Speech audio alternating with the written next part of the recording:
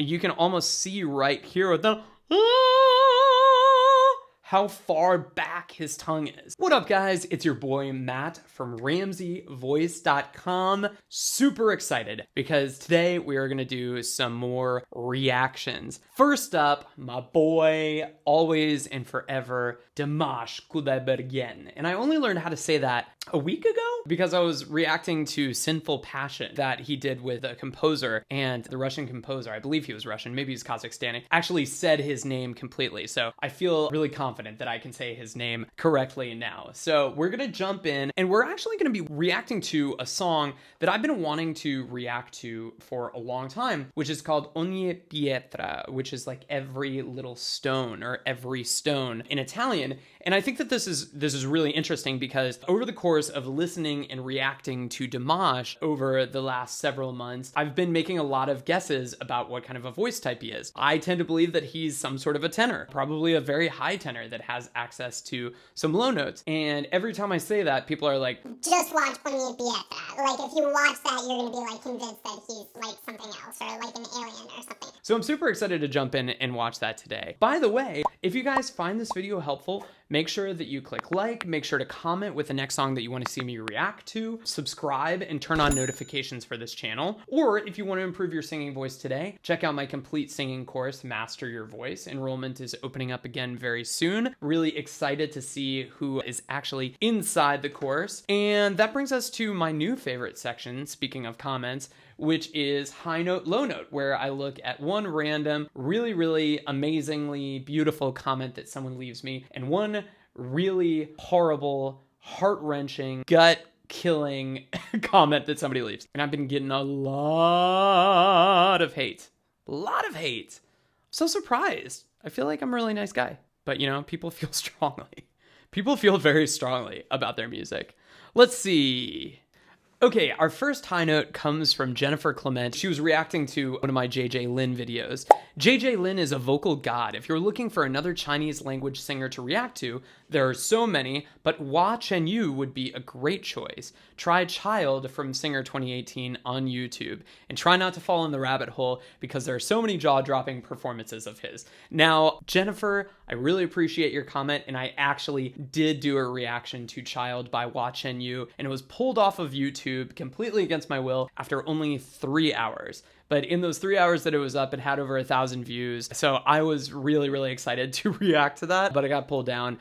I'm doing my very, very best to get it back up for you guys because I know that you guys really, really like watching you, and I really want to get my reaction up there too. Okay, today's low note, and this is really funny to me. Tisk Tisk Tisk commented on my Morissette Amon video. Sorry, I won't subscribe. I love the singer, but I don't like you, judgmental racist.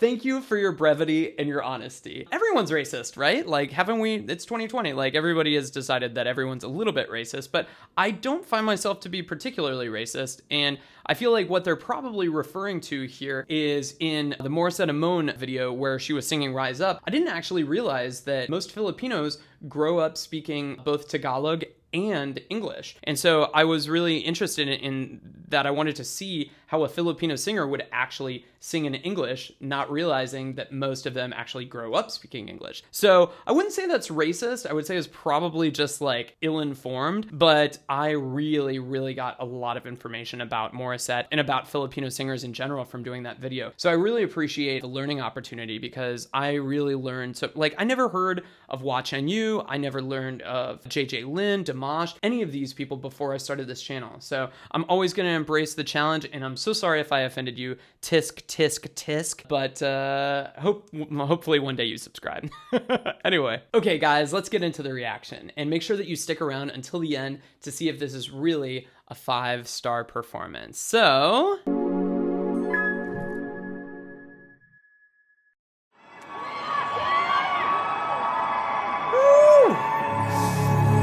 I love this posture.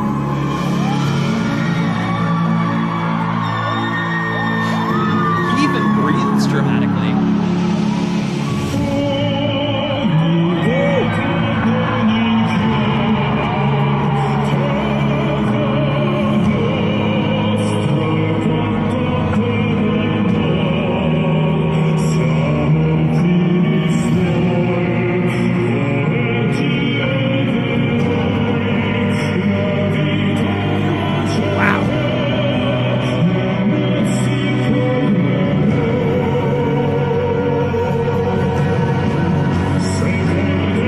Okay, so I have to stop right there because you know that I love to get like a little bit of a bass line going with all the singers that I react to. So far we've got a lot of that, like a little bit more of an open laryngeal space. You could say that he has singing with a little bit of a lowered larynx. His soft palate is a little bit raised, so he's got a lot of space in the back of his throat, much like an opera singer would. And I believe this is kind of like a classical or an opera style song. I've never heard it before. But what I'm noticing about that is that so far, it just sounds like a very, very beautiful kind of like dramatic tenor sound, even though a lot of tenors can sound very like, oh, they can sound very authoritative and dramatic, even if they're not really that voice type. So not to split hairs here, but it does still seem like he's a tenor, but just has like a beautiful, beautiful kind of like authoritative, declarative register there.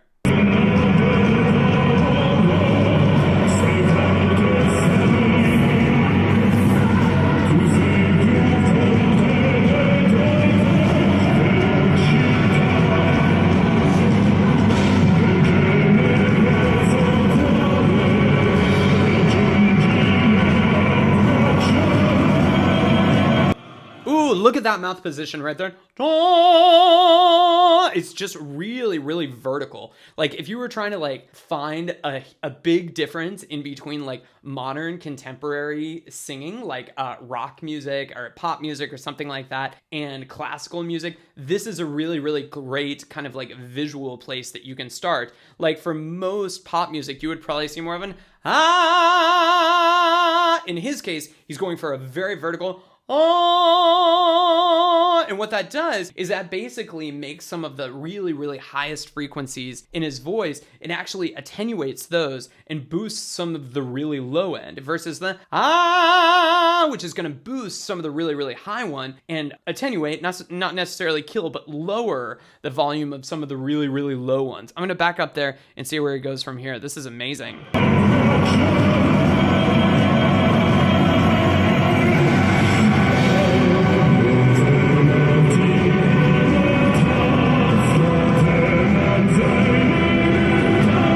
Got a C3 on the bottom there.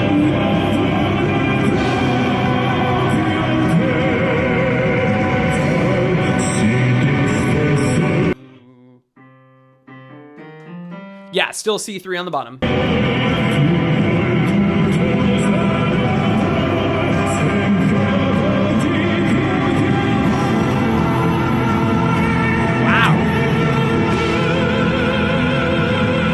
And I have to pause there. That's amazing. Okay, so, you know, yeah, up to a C5 there. And so what's really interesting about that is certainly this song has a ton of range, but you can also really clearly see, like, even if you can't hear the audio super well, you can actually tell just from the video here that this is a pretty easy way that you can see the way that he's making his voice sound like that. Like, so like, I can't remember the way that SOS goes. It's like, like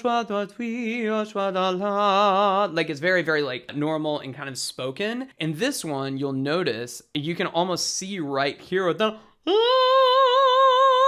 how far back his tongue is. And the reason that that's important is, again, because like in this particular case, he's creating a lot of space in his mouth cavity to boost those really lower frequencies. In general, the more that you pull your tongue back, the lower your larynx is going to be. And the more low the larynx is going to be, the more kind of space that you have in your throat. You can probably see it here because I have a pretty prominent Adam's apple. So here's normal and here's low.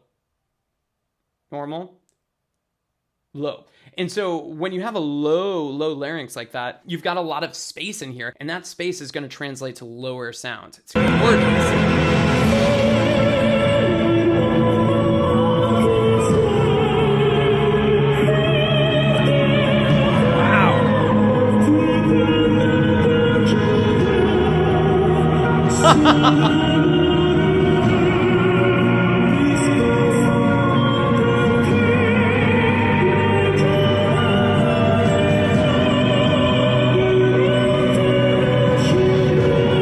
F-sharp 5 up there.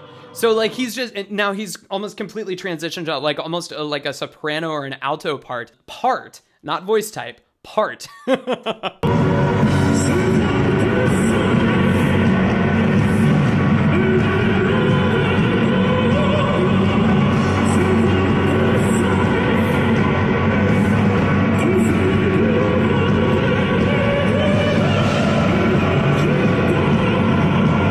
F5 up there.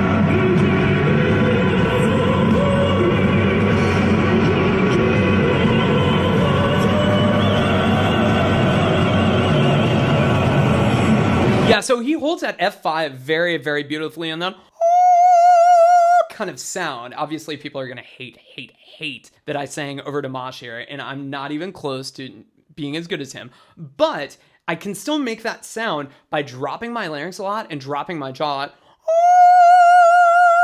And it still sounds okay. And so the point there is that if at a certain point you feel like you're just kind of pushing your voice, pushing it, and you can't get it up past a certain point, dropping the jaw and relaxing the larynx slightly are great ways to kind of get you over that hump. Not that he's doing that here because he can't sing those notes, he definitely can. He's doing that as an effect to kind of be true to the song, to tell the story of the song and be in the right context. Gorgeous stuff.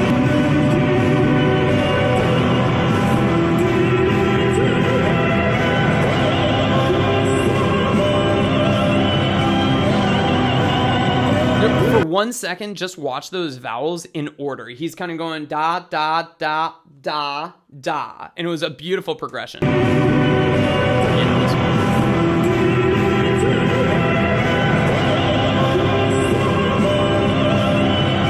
there it was. Yeah. And you can see how far back his tongue is.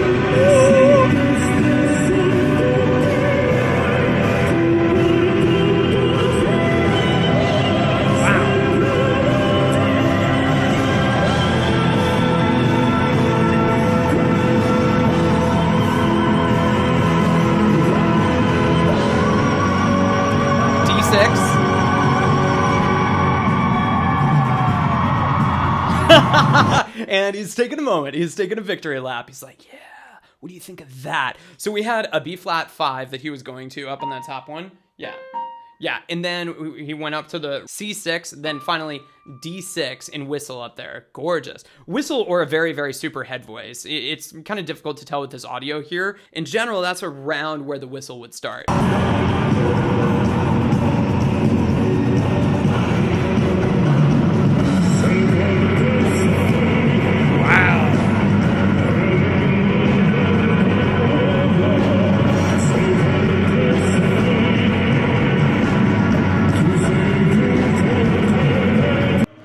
So that's a G2 down there, and da da da da. I'm singing an octave higher than he is. My voice doesn't go that low, but I know a lot of tenors' voices who do go that low. And again, it's kind of just one of those things where he is just kind of like allowing some of that really authoritative kind of sound into those notes. And I could see why this would throw a lot of people and confuse a lot of people as to kind of what voice type he is. In general, if you're looking at the whole of his career, he kind of chooses to live as a tenor. And you can see that because this is like the one song so far that we've seen where he's going like super, super low. This and Sinful Passion a little bit, or Love is Like a Dream. I mean, he goes low on both of those. However, in general, he chooses to live in that higher register. And I do believe that that is where his voice is the most comfortable. And this is a really, really good example.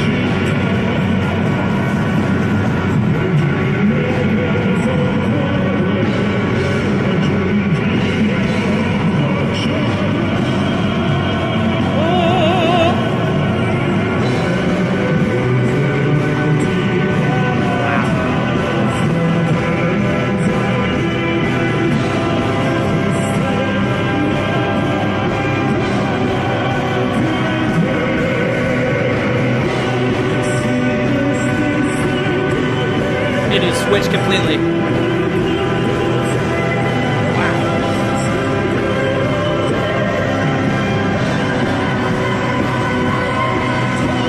C6.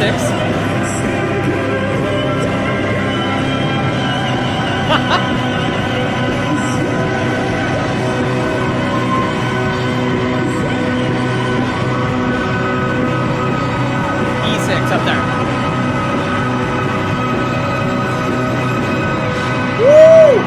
I am sold, guys. I am in the church of Dimash. Oh my God, that is amazing. Absolutely amazing. So the vocal range is, as far as I could tell, G2 all way up to an E6. I mean, that is pretty crazy. What I absolutely love about that is how quickly he's switching in between those different voices. And you could think of it in two ways. You could think of it in terms of like he's switching in between like these different vocal parts, like almost like a bass part to a tenor part to an alto or a soprano part, and then definitely to a soprano part, like on the E6 part. Or you could also think of it the way that he probably thinks about it, which is in terms of like low chest, middle chest, mixed voice, and then his like his soprano kind of like, you know, whistle, very, very high head voice kind of a sound. And the reason that I say that that's probably the way that he thinks about it is because he's the one that actually has to make those changes. So regardless of the way that it sounds to us, he's the one that's actually thinking about what he needs to do in order to nail the next vocal part. It's an absolutely amazing performance. 5 stars. I would give it 10 stars if I could, but I only have a 5-star scale. Maybe I'll add on a 6 one day. But this is, again, an amazing performance. We saw a lot of really, really great stuff, all the different parts of his voice. If you found this video helpful, make sure that you hit like, comment with the next song that you want to see me react to, subscribe, ring that bell to turn on notifications, and check out my complete singing course, Master Your Voice. See you later.